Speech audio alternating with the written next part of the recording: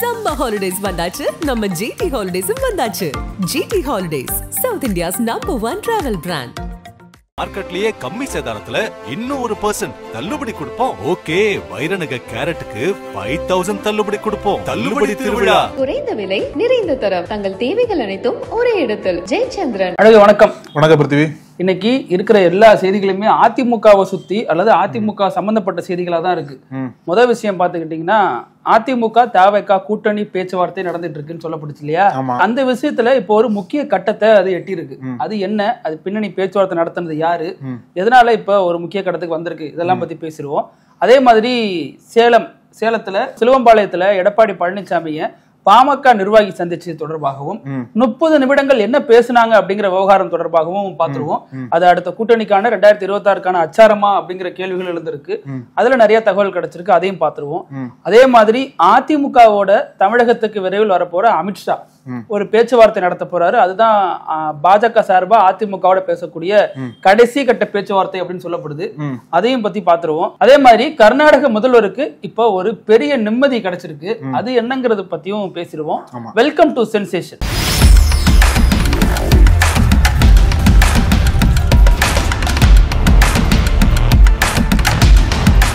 பிருத்திவி, இதுல முக்கியமா நம்ம பார்க்க வேண்டியது என்ன அப்படின்னா, கேமராவை சரி சொல்லுங்க. இதுல முக்கியமா நம்ம பார்க்க வேண்டியது என்ன அப்படின்னா, அதிமுக பொதுச் செயலாளர் எடப்பாடியுடன் நடந்த அந்த பாமக நிர்வாகி சந்திப்பு தான். ஏன்னா நம்ம தொடர்ந்து பேசிட்டு இருக்கோம். இந்த நீங்களாச்சும் அடுத்த வருஷம் எலெக்ஷன் பத்தி பேசுனீங்க, நான் அந்த வரக்கூடிய ராஜ்யசபா தேர்தலே பேசணும்னு நினைக்கிறேன். வரக்கூடிய ராஜ்யசபா தேர்தலே வந்து அன்புமணி ராமதாஸுக்கான இந்த பதவி முடிகிற காலத்துல அவர் மீண்டும் எம்பியா வரணும் அப்படின்னா அதிமுக எம்எல்ஏக்கள் ஆதரவு இருந்தா மட்டும் தான் முடியும் அப்படின்ற ஒரு இது இருக்கு இல்லையா? ஏன்னா போன வாட்டியே வந்து 2019 வந்து அதிமுக ஆதரவோட தான் அன்புமணி எம்பி ஆனார். இப்ப அதே ஆதரவு மீண்டும் கிடைக்குமான்னு கேட்டா கேள்விக்குறிதான். ஏன்னா 2 கட்சிகளும் கூட்டணி உடைச்சிட்டாங்க. இப்ப மீண்டும் வந்து அந்த கூட்டணியை ஒட்ட வைக்கிறதுக்காக பாமக நிர்வாகி எடப்பாடி பார்த்து பேசினாரா அப்படின்ற கேள்வி எழுதிருக்கு. ஒருவேளை வந்து பாமக நிர்வாகிக்கு ஏற்ற மாதிரி அதிமுக கூட்டணிக்கு வந்தாங்க அப்படின்னா அது ஆட்டோமேட்டிக்காவே வந்து பாஜகக்குள்ளேயே கூட்டணி வந்த மாதிரி ஆயிரும் அதிமுகவுக்கு. சோ அதனால அதிமுக நிலைப்பாடு இதுல எப்படி இருக்க போகுது, இந்த சந்திப்புக்கு பின்னாடி நடந்தது என்ன அப்படின்ற கேள்விகளா எழுந்திருக்கு. ஆமா, அது நீங்க பாதி தான் படிச்சிருக்கீங்க, மீதி நான் சொல்லிருந்தேன். சொல்லுங்க. நீங்க சொல்லணும்னு தான் விட்டோம். பிப்ரவரி 16 இதுல வந்து பாமகவுடைய கௌரவ தலைவரா இருக்கக்கூடிய ஜி.கே. மணி சேலத்துல பல நிகழ்ச்சிகளை கலந்துக்கிறதுக்காக போயிருக்காரு. சேலம் போனவர் எடப்பாடியை சந்திக்காம வந்தாதான் அது செய்தி. சேலத்துக்கு போயிட்டு என்ன பண்ணிருக்காரு, சிலுவம்பாளையம், அதாவது மறுநாள் சிலுவம்பாளையம் எடப்பாடி வீட்டுக்கு போய் சந்திச்சிருக்காரு. அவரை சந்திச்சு ஒரு 30 நிமிடங்கள் 2 பேரும் மனம் விட்டு பேசினதா சொல்லப்படுது. ஏன்னா ஏற்கனவே சில பிரச்சனைகள் போயிட்டு இருந்துச்சு, அப்புறம் கூட்டணி விட்டு விலகுனாங்க, அதுக்கப்புறம் அப்படியே இருக்குல்ல. என்ன இருந்தாலும் இப்போ ஒரு 6 வருஷமா இப்ப ஜூலை மாசத்தோட நீங்க சொன்ன மாதிரி அன்புமணிக்கு பதவி முடியுது.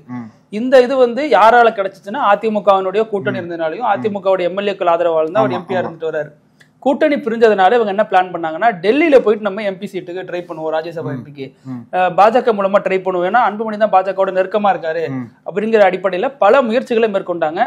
ஆனா எந்த முயற்சியுமே கை கொடுக்கல. அதனால வேற வழியே இல்லாம அப்புறம் நம்ம அங்க போய்கிட்டு மறுபடியும் எடப்பாடி கிட்டே வந்துடலாங்கிற அடிப்படையில எடப்பாடி கூட வந்து பேச்சுவார்த்தை நடத்திருக்காங்க. நீங்க அந்த ஒரு ராஜ்யசபா சீட்டை கொடுங்க, அதற்கு கைமாறா சின்னவர் சொல்லி அனுப்புனாரு, வரக்கூடிய சட்டமன்ற தேர்தலில் உங்க கூட கூட்டணி அமைப்பதாகவும் அதுவும் இல்லாம உங்களுக்கு கம்மியான தொகுதியில் நாங்க போட்டிடுறோம் அப்படிங்கிற மாதிரி சொல்லி அனுப்பியிருக்கிறதாக தகவல். இது என்னன்னா, எடப்பாடி ஏற்கனவே பிரஷர்ல இருக்காரு. ஏற்கனவே 2 எம்பி சீட்டு வச்சிருக்கேன், அதுல ஒண்ணு பிரேமலதா அம்மா கேட்டுட்டு இருக்கு, நான் என்ன பண்றதுன்னு தெரியாம புளிப்புதிக்கிட்டு இருக்கு. அதுல நீங்க வேறையா, சரி பரவாயில்ல வாங்க வண்டியில ஏறிங்க, நான் வேற வேலூர் மாநாட்டை சொல்லியிருக்கேன், கூட்டணி வேற கொள்கை வேறன்னு சொல்லியிருக்கேன். எப்படி இருந்தாலும் நான் ஒரு வலுவான கூட்டணி அமைக்கலன்னா என் தலைமைக்கே பிரச்சனை தான்ங்கிற அடிப்படையில கிரீன் சிக்னல் கொடுத்துட்டாரு அப்படிங்கிற மாதிரி சொல்லப்படுது. இல்ல, அந்த கூட்டணி வேற கொள்கை வேறன்னு சொன்னதே வந்து எடப்பாடி பழனிசாமி பாஜகவோட கூட்டணி போறதுக்கு இறங்கி வந்துட்டாருன்னா ஃபர்ஸ்ட் பேசப்பட்டது இல்லையா? ஏன்னா ஒரு வகையில் என்ன சொல்றாங்க அப்படின்னா, செங்கோட்டையனை தூண்டி விட்டதே பாஜக தான் சொல்றாங்க. ஏன்னா எடப்பாடியிடம் வந்து அமித்ஷாவும் சரி பாஜக தலைமையும் சரி தொடர்ந்து பேச்சுவார்த்தை பண்ணிட்டே இருக்காங்க. ஏன்னா பாஜகவுக்கு வரவர் உண்மை புரியுது. ஒருவேளை தமிழ்நாட்டில் நம்ம ஜெயிக்கணும் அப்படின்னா அதிமுக கூட்டணி வேணும்ன்ற அவசியம் அவங்களுக்கு புரியுது. அதனாலதான் வந்து தொடர்ந்து எடப்பாடியிடம் பல கட்டமா பேச்சுவார்த்தை பண்றாங்க. ஆனா எடப்பாடி வந்து இன்னும் பிடி கொடுக்காம இருக்காரு. எதுக்கு அப்படின்னா, பாஜகவோட கோரிக்கை வந்து ஒன்றிணைந்த அதிமுகவா வரணும், ஒருங்கிணைந்த அதிமுக வரணும்னு சொல்லிட்டு கேட்கறாங்க. எடப்பாடி அதை ஒத்துக்கல. அப்ப எடப்பாடியை வந்து நம்ம இறக்கிட்டு வேற யாருன்னா கொண்டு வரணும் அப்படின்னு பார்க்கும்போது தான் செங்கோட்டையன் வந்து கண்ணில் படுறாரு. செங்கோட்டையனை பாஜக வந்து தூண்டி விட்டுதான் அந்த மாதிரிலாம் பண்றாங்க அப்படின்ற கருத்தெல்லாம் நிலவச்சு இல்லையா? இப்ப வந்து செங்கோட்டையனே கொஞ்சம் ஆஃப் ஆயிட்டாருன்னு தான் சொல்லணும். ஆனா இப்போ நீங்க எடப்பாடி சொன்ன கருத்து வந்து கொள்கை வரு கூட்டணி வருன்னு சொல்ற கருத்து வந்து பாஜகவோட எடப்பாடியே கூட்டணி தயாராயிட்டாரு அப்படின்னு தகவல் தான் சொல்லப்படுது. ஆமா, அதற்கும் என்னன்னா வரக்கூடிய பிப்ரவரி 25 நினைக்கிறேன் அந்த காலகட்டங்கள்ல கோவையில ஒரு சாமியார் இருக்காருல்ல, அவர் வந்து சிவராத்திரின்னு ஒரு நிகழ்ச்சியை பண்ணுவாரு, ராத்திரி ஃபுல்லா டான்ஸ் ஆடிட்டே இருப்பாங்கல்ல. அந்த நிகழ்ச்சிக்கு மத்திய உள்துறை அமைச்சராக இருக்கக்கூடிய அமித்ஷா அழைக்கப்பட்டிருக்கதாகவும் அவர் வர்றதுக்கு சம்மதம் தெரிவித்து விட்டதாகவும் சொல்லப்படுது. அந்த நிகழ்ச்சிக்கு அமித்ஷா வரும் பட்சத்துல அங்க அதிமுக தலைவர்கள் கண்டிப்பா எஸ்பி வேலுமணி இருப்பாரு, அவர் ஈஷாவோட ரொம்ப நெருக்கமான அவரோட பகுதி. அந்த அடிப்படையில அவருக்கும் அழைப்பு போகும். அப்ப வெறுமனே அது ஒரு ஆன்மீக நிகழ்ச்சியா மட்டும் இல்லாம அரசியல் பேசப்படும். அமித்ஷா கண்டிப்பா அதிமுக அந்த அரசியல் குறித்து பேசுவாரு. அப்ப எடப்பாடியோ அல்லது அதிமுக சார்பிலையோ எஸ்பி வேலுமணி தங்களது நிலைப்பாட்டை எடுத்து வைப்பாரு. அது வந்து இதுதான் அமித்ஷா வந்து பேசுற கடைசி பேச்சு அப்படின்னு சொல்லப்படுது. இதுல ஒருவேளை அதிமுக மசியல, அதிமுக இறங்கி வரல அப்படின்னா அடுத்த ஏப்ரல்ல இருந்து ரெய்டு அஸ்திரம் தேவை போறாங்க அல்லது வெவ்வேறு விதமான தாக்குதலை தொடர்ந்து அதிமுகவை கைப்பற்றக்கூடிய வாய்ப்புகளும் இருக்கு அப்படிங்கிற வகையில சொல்லப்படுது. அதை நீட்சியாதான் நீங்க ஓபிஎஸ் பேசுறதையும் அப்புறம் கேசி பழனிசாமி பேசுறதையும் பார்க்கணும். அவங்க என்ன சொல்றாங்க, 10 நாள்ல ஆட்சிக்கு வந்துரும், பாஜக ஒரு ரகசிய அசைன்மெண்ட் வச்சிருக்கிற மாதிரி எல்லாம் பேசிட்டு வராங்க இல்லையா. அதனுடைய நீட்சியா இதையும் சிலர் முடிச்சு போட்டு சொல்றாங்க. இது எல்லாத்தையும் கலந்துதான் அதிமுகவை பார்க்க வேண்டியதா இருக்கு.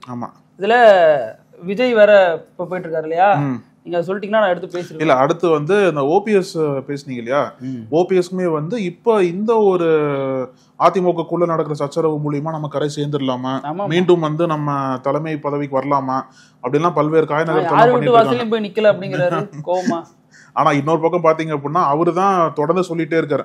அமித்ஷா வந்து அப்பவே சொன்னாரு நம்ம ஒன்னாத்தான் இருக்கணும் அப்படின்ட்டு.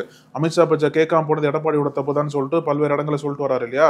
இப்ப அமித்ஷாவே தமிழ்நாட்டுக்கு வரதுனால, அதுவும் ஒரு ஆண்டுக்கு சட்டமன்ற தேர்தல் நடக்கிறதுக்கு ஒரு ஆண்டுக்கு முன்னாடி அமித்ஷா வரதுனால அவரோட வருகை என்பது அதிமுக்கியத்துவமா பார்க்கப்படுற சமயத்துல தான் ஓபிஎஸ் ஒரு பக்கம் இப்போ ஓபனா அடிக்க ஆரம்பிச்சிருக்காரு. இன்னொரு பக்கம் சசிகலா நிலைப்பாடு என்னவா இருக்க போகுது அப்படின்லாம் நமக்கு பல்வேறு கேள்விக்குறிகள் இருந்திருக்கு இல்லையா. இந்த டைம்ல தான் வந்து நீங்க சொன்னது போல ஓபிஎஸ் அணி இருக்குல்ல, அந்த அணியை சேர்ந்த நிர்வாகிகள் பல பேர் வந்து அவருக்கு எதிரா முடிவெடுத்து இன்னொரு கட்சியில சேர போறதா செய்திகள் வருது. அதாவது ஓபிஎஸ் இப்ப லைம்லைட்டுக்கு வரணும், இப்பயாச்சும் வந்து நம்ம மீண்டும் தலைமை பதவிக்கு வந்துடணும்ன்ற ஒரு போட்டியில் இருக்கும் போது அவருக்கு கீழே இருந்த நிர்வாகிகள்லாம் அவரை விட்டு விலக ஆரம்பிச்சிருக்காங்கன்னு சொல்லணும். அதுல முக்கியமா அடிபடக்கூடிய பேர் பாத்தீங்கன்னா மருது அழகராஜ். இவர் தான் வந்து தொடர்ந்து சமீபத்துல விஜய்க்கு ஆதரவான பல ஸ்டேட்மெண்ட்களை மீடியால பேசிட்டு வர்றாரு இல்லையா. அது நீட்சியாதான் அவர் வந்து தாவேக்காக்கு போறாரு.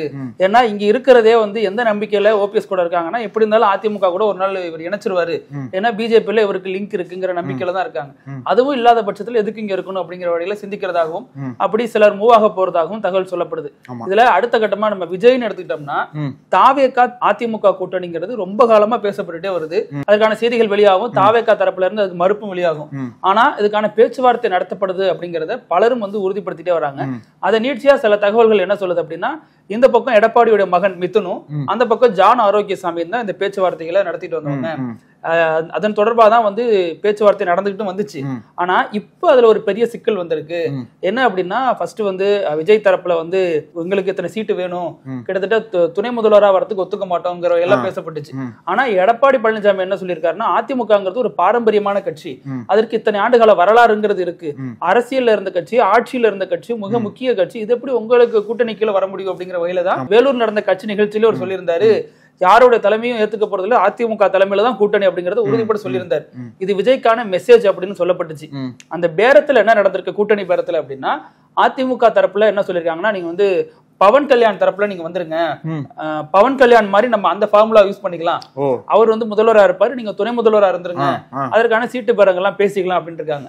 ஆனா விஜய் எவ்வளவு கிளவர் பாருங்க, அவர் தரப்புல என்ன சொல்லிருக்காங்கன்னா, நம்ம அங்க ஆந்திரா போவாங்க, கர்நாடகா தரப்புக்கு வாங்க, கர்நாடகா ஃபார்முலா யூஸ் பண்ணிக்கலாம், குமாரசாமி ஃபார்முலா 2 வருஷம் நீங்க 2 வருஷம் அப்படிங்கிற மாதிரி அவர் சொல்லி இருந்திருக்காரு. இது வந்து உடன்பாடு எட்டப்படாது, இதற்கு வாய்ப்பு இல்லை, இதே மாதிரி முரண்டு பிடிச்சா இருக்கணும்னு அவசியம் இல்லைங்கிற அடிப்படையில அதிமுக தாவேக்காக இந்த கூட்டணிங்கிறது அவ்வளவுதான். அந்த கூட்டணி பேச்சுவார்த்தை கிட்டத்தட்ட முற்றுக்கு வந்துருச்சு, முடிவு பெற போகுது அப்படின்னு சொல்லப்படுது. இதுக்கான வாய்ப்பு அருகிக்கிட்டே வருது அப்படிங்கிற மாதிரியும் இல்ல. கர்நாடக ஃபார்முலா வந்து கர்நாடகால ஃபெயிலியர் ஆன ஃபார்முலா அது எப்படி தமிழ்நாட்டுல வந்து ஃபாலோ பண்ண முடியும் அப்படின்ற கேள்வி இருக்கு இல்லையா. இன்னொரு பக்கம் வந்து நேத்திக்கு கெட் அவுட் மோடி வந்து பயங்கர வைரலா போயிட்டு இருந்ததுல, இன்னைக்கு வந்து கெட் அவுட் ஸ்டாலின் அப்படின்ற ஹேஷ்டாக் வந்து பயங்கர வைரலா போயிட்டு இருக்கு. இன்னைக்கு எப்படி போயிட்டு இருக்கு அப்படின்னா, அந்த ட்விட்டரையும் தாண்டி அந்த போஸ்டர் பாலிடிக்ஸ், அந்த போஸ்டர் ஒட்டுறதன் மூலியமா இரண்டு கட்சிகளும் படிக்க ஆரம்பிச்சிருக்காங்க. ஒரு பக்கம் திமுகவினர் வந்து கெட் அவுட் மோடி ஒட்டுறாங்க, இன்னொரு பக்கம் பாஜகவினர் வந்து கெட் அவுட் ஸ்டாலின் ஒட்டி தமிழ்நாடு முழுக்க பல இடங்கள்ல வந்து போஸ்டர் ஒட்டிட்டு வராங்க. இதுல என்னன்னா பார்க்க வேண்டிய விஷயம் என்னன்னா, நீங்க அரசியல் பண்ணுங்க பிரச்சனை இல்ல, பொதுமக்களோட கருத்து என்னவா இருக்கு அப்படின்னா, ரெண்டு கட்சிகளும் நம்பர்ஸ்க்காக அடிச்சுப்பீங்க. ட்விட்டர் போடுற நம்பர்ஸ் இப்ப வந்து நேத்துக்கு இவ்வளவு ட்வீட் போட்டாங்க அப்படின்னா பாஜக என்ன சொல்றாங்க அப்படின்னா, இதோட நாங்க அதிகமா ட்வீட் போட்டு காட்டுவோம், இதுலயா நீங்க சண்டை போட்டுக்கணும், இதுலயே நீங்க சண்டை போட்டுக்குவீங்க. இதை தாண்டி நிறைய தீர்க்க வேண்டிய பிரச்சனைகள் நிறைய இருக்கு. அதை வந்து நீங்க பேச அரசியல் பண்ணாம ட்விட்டர்ல யாரு அதிகப்படி ட்வீட் போட்டுறாங்க, அந்த நம்பர்ஸ் யுக்தி வந்து எப்படி நீங்க எடுத்துட்டு போக முடியும் அப்படின்ற கேள்வி எழுப்புறாங்க. ரெண்டாவது, இன்னைக்கு அந்த பாஜக பண்றாங்க இல்லையா கெட் அவுட் ஸ்டாலின் அப்படின்ட்டு, அதுக்கு வந்து பாஜக தலைமையே முழு ஆதரவு கொடுக்குறாங்க போல. அதுக்கு என்ன உதாரணம்னு கேட்டீங்க அப்படின்னா, தமிழக பாஜகவோட தலைவருக்கு தலைவர் இருப்பார்ல BL சந்தோஷ், அவர் வந்து இதுக்கு ஆதரிச்சு ட்வீட் போட்டிருக்காரு. நீங்க நேத்திக்கு ட்வீட் போட்டீங்கல்ல, இன்னைக்கு பாருங்க அதோட நாங்க அதிகமா ட்வீட் போட்டு உங்களை வீழ்த்துறோம். எதுல வீழ்த்தணும்னு தெரியலையா உங்களுக்கு? ரெண்டு கட்சிகளும் எதுல வீழ்த்தணும்னு தெரியலையா? அரசியல் களத்துல வந்து வீழ்ந்தீங்க ஜெயிச்சிங்க அப்படின்னா பிரச்சனை இல்ல, ட்விட்டர் களத்துல வீழ்ந்து ஜெயிச்சு என்ன பண்ண போறீங்க? மக்களோட பிரச்சனையை தான் பிரதான பேசி ஆகணும். ஆமா, இதுல நேத்து திமுகவினுடைய செய்தி தொடர்பு இணை செயலாளராக இருக்கக்கூடிய தமிழன் பிரசன்னா பேட்டி கொடுத்தாரு. அதுல அவர் சொல்றாரு, ஆர்கானிக்கான அந்த ட்வீட்டுங்கிறது திமுக தரப்புல இருந்தா போடப்படுது அப்படின்னு அவர் ஒரு கிளைம் பண்றாரு. அது போக சொல்றாரு, இப்ப பாஜக மாநில தலைவர் ஒரு ஸ்டேட்மெண்ட் சொன்னார்ல, மும்மொழி கொள்கைக்கு எத்தனை பேர் ஆதரவு, நாங்க வீடு வீடா ஃபார்ம் எடுத்துட்டு போய் ஃபில் பண்ணி ஜனாதிபதிக்கு அனுப்ப போறோங்கிற மாதிரி சொன்னார் இல்லையா? அதற்கு இவர் ஒரு சரியான கவுண்டரை கொடுக்குறாரு. அது இப்ப நீட் வேணான்னு சொல்லிட்டு நாங்க வீடு வீடா போய் 2 கோடி பேர் கையெழுத்து போட்டு கொடுத்தோம், நீங்க ஏதாச்சும் கன்சிடர் பண்ணீங்களா? கன்சிடரே பண்ணாத ஒண்ணுக்கு எதுக்கு இதெல்லாம் ஒரு பேச்சுன்னு சொல்லிட்டு அது அந்த அவரோட வாதத்தையே குவாஷ் பண்றாரு.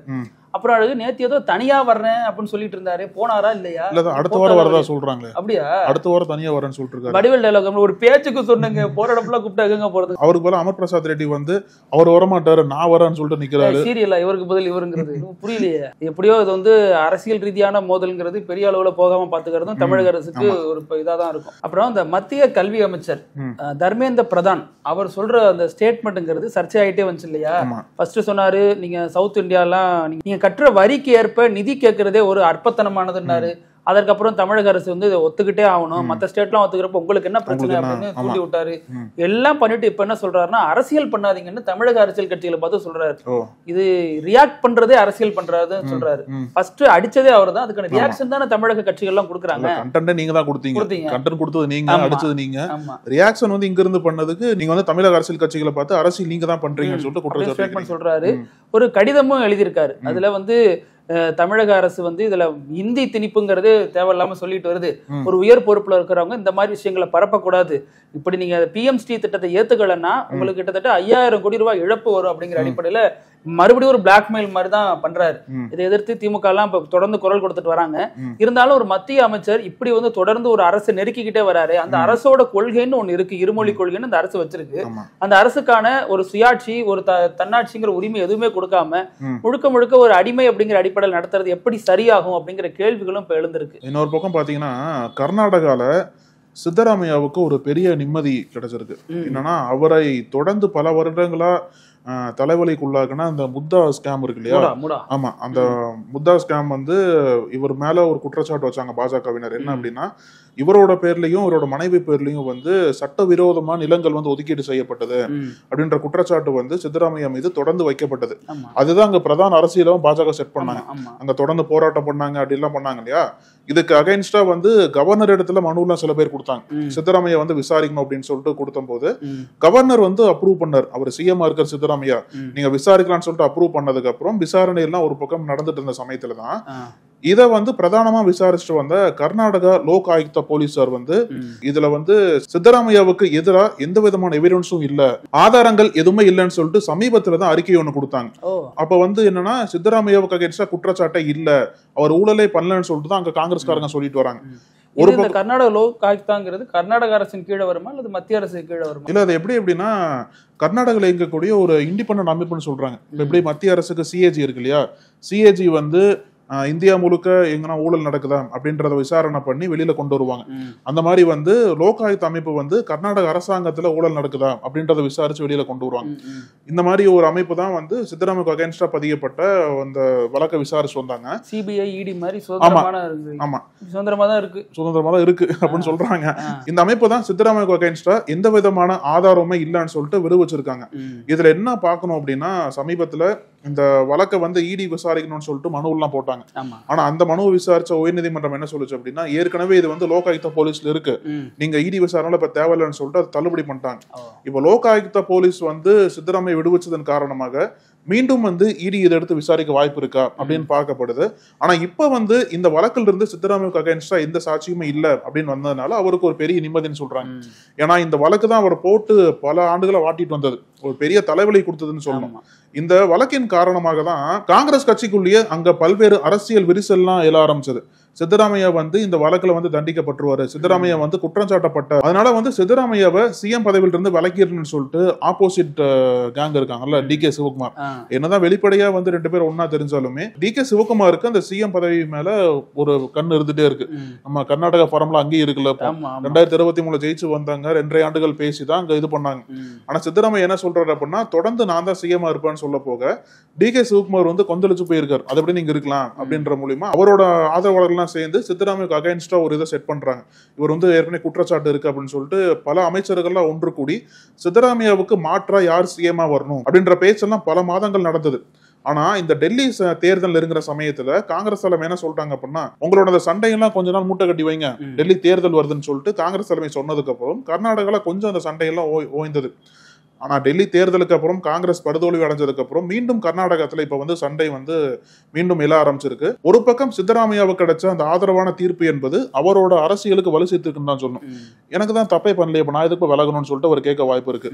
இன்னொரு பக்கம் பாத்தீங்க அப்படின்னா டி.கே. சிவகுமார் வந்து 2 ஆண்டுகள் முடிஞ்சதுக்கு அப்புறம் நான் தான் சிஎம்ஆ வரணும், இந்த ஆண்டு இறுதியில வந்து நான் இன்னும் சிஎம்ஆ வருவேன் அப்படின்னு சொல்லிட்டு அவரு சொல்லிட்டு வர்றாரு.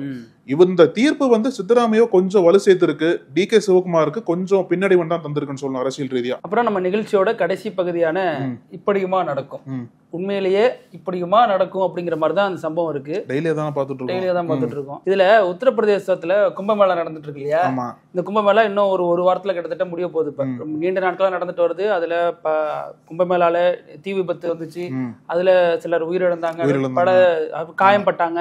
அதற்கடுத்து இப்ப ட்ரெயின் நெரிசல்ல சிக்கி பலர் உயிரிழந்தாங்க. இப்படி பல சர்ச்சைகள். சமீபத்துல கூட அங்க குளிக்கிறது, பெண்கள் குளிக்கிறத மறைவா போட்டோ எடுத்து அதை இணையத்துல பகிர்ந்து அந்த சர்ச்சைகளும் வந்துட்டு இருக்கு. இந்த தண்ணியே வந்து குளிக்கிறது தகுதியற்றதா சொன்னார்னா சொல்லியா, மறுபடியும் யோகி ஆதித்யநாத் ஸ்டேட்மெண்ட் கொடுத்தாரு, அதெல்லாம் குளிக்கலாம், நல்லா தான் இருக்கு அப்படின்னு. இது பல சிக்கல்கள், பல சர்ச்சைகள் இப்படி போயிட்டு இருந்தாலும் இப்ப இன்னும் கொஞ்ச நாள் தான் இருக்கு, லிமிடெட் ஆஃபர்ங்கிற மாதிரி ட்விட்டர்ல ஒரு போட்டோஸ் வைரல் ஆயிட்டே இருக்கு. ட்விட்டர் மட்டும் இல்ல, இணையதளங்கள் எல்லாத்துலயும் வைரல் ஆயிட்டு இருக்கு. அதுல என்ன சொல்லப்படுது அப்படின்னா, ரொம்ப வயசாயிடுச்சு அவங்களுக்கு, இவ்வளவு தூரம் வர முடியலையா, இதுல உங்களுக்கு உடல்நல கோளாறு எதுவும் இருக்கா, கவலையே படாதீங்க, இன்னும் ஒரு வாரம் தான் கும்பமேளா இருக்கு, கும்பமேளால குளிக்க முடியலன்னு கூட வருத்தப்படாதீங்க, உங்களோட போட்டோவை அழகா எடுத்து எனக்கு வாட்ஸ்அப் பண்ணுங்க, கூடவே ஜிபேல ஒரு 500 1000 போட்டு விட்டு எனக்கு அதை அனுப்பி விடுங்க, உங்க போட்டோவை டிஜிட்டல் முறையில நீராடல் பண்ணி நாங்க எடுத்து உங்களுக்கு கொடுத்துருவோம், நீங்க வராமலே. புரியல ப்ரோ, டிஜிட்டல் முறையில் நீராடல், டிஜிட்டல் நீராடல், புனித நீராடல் கேள்விப்பட்டிருக்கீங்க, இதெல்லாம் டிஜிட்டல் நீராடல். அவங்க போட்டோவோட 500 ரூபாய் கிரெடிட் ஆயிடுச்சுன்னா நாங்க ஒரு வீடியோ பண்ணுவோம். எப்படின்னா, உங்களுக்கு வந்து போட்டோ, உங்க போட்டோவை நான் ஃப்ரேம் பண்ணி, அதாவது போட்டோ பிரிண்ட் அவுட் எடுத்து கொண்டு போய் கும்பமேளா தண்ணியில முக்கிய எடுக்கிறது, நீங்க காசு தரணும், அதை உங்களுக்கு வீடியோ எடுத்து நாங்க அனுப்புவோம், நீங்க கும்பமேளா குளிச்ச ஒரு ஃபீல் உங்களுக்கு கிடைக்கும். இது டிஜிட்டல் நீராடல்னு சொல்லிட்டு இது ஒரு பெரிய அளவுல சம்பாதிச்சிட்டு இருக்காங்க. அதாவது நான் போகாம என்ன குளிக்க வச்ச பாத்தியா கும்பமேளால. அது வந்து பலருக்கும் வந்து அது வந்து நமக்கு அது வியப்பா தெரியல, பலரும் வந்து அதை புனிதமா நினைச்சு அது மாதிரி அனுப்பிக்கிட்டு இருக்காங்க அப்படின்னு சொல்லப்படுது. இதுல வந்து இன்னொரு விஷயம் அழகு, ஏற்கனவே வந்து அதுல காந்த கண்ணாடிக்குன்னு ஒரு பொண்ணு வைரல் ஆனாங்க. அதே மாதிரி வந்து அங்க செதறி விடும்ல சில்லறைகள், அதையெல்லாம் பொறுக்கிறதுக்கு பெரிய டீம் இருக்கு. அந்த மாதிரி பல தொழில்கள் நடந்துட்டு இருக்கு. அதுல இது ஒரு தொழிலா போயிட்டு இருக்கு. இது பெரிய கேக்குறது வினோதமா இருக்கு. அனுமதி கொடுத்தாங்களானே தெரியல அரசாங்கம். ஏன்னா ஒருத்தர் போகாம, அதாவது நான் வராமையே என் போட்டோ வச்சு நீங்க குளிப்பாட்டீங்க அப்படின்னா அது எப்படி ஒரு வேண்டுதலா, கவர்மெண்ட்டுக்கே பெரிய லாஸ் ஏற்படுத்திடும். ஆள் வந்துட்டு போனாதானே உங்களுக்கு சுற்றுலா, வியாபாரம், பணம் எல்லாம் வரும். நீ நேக்கா டிஜிட்டல்ல கொண்டு போய் போட்டோ குளிப்பாட்டி எடுத்தீங்கன்னா அது எப்படி டிஜிட்டல் நீராட வரும் அப்படிங்கிற கேள்வியே எழுப்பிருக்கு. இதே மாதிரி நாளைக்கும் பல செய்திகளோட சந்திக்கலாம். அழகு, நன்றி. தொடர்ந்து பேசலாம். நன்றி. நக்கீரன் டிவிக்கு சப்ஸ்கிரைப் செய்யுங்கள். உங்கள் ஆதரவே எங்கள் பலம். ஆசிரியர்களுக்கு நண்பனாகவும் மாணவர்களுக்கு ஆசானாகவும் திகழும் தேர்வு வழிகாட்டி. ஒவ்வொரு பாடத்திற்கும் அனுபவமிக்க ஆசிரியர்களின் துல்லியமான தெளிவான விடைகள். CNC இருக்கு, தேர்வு பயம் எதற்கு? இது தீரன் பப்ளிஷிங் ஹவுஸ் விற்பனை வெளியீடு.